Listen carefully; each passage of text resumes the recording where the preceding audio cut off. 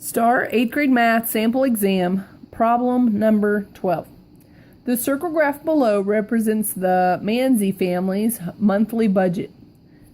Manzi family budget, it shows 45% is spent on other, 35% on housing, and 20% on food. If their total monthly income is $2,400, how much is spent on housing?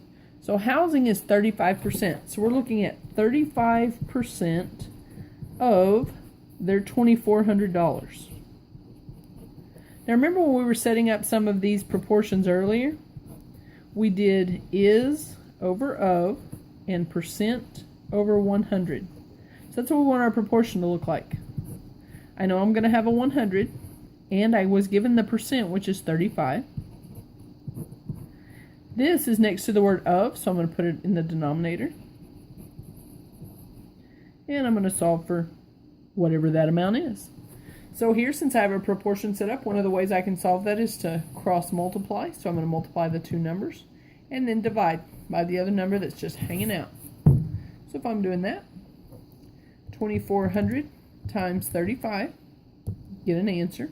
And then I want to divide that by 100. I'm going to get an answer of 840.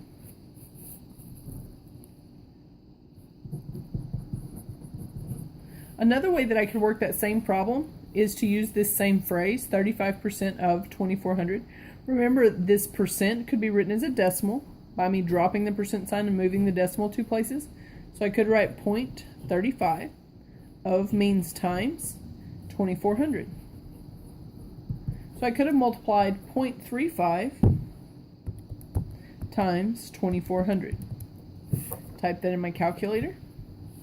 My answer is still 840.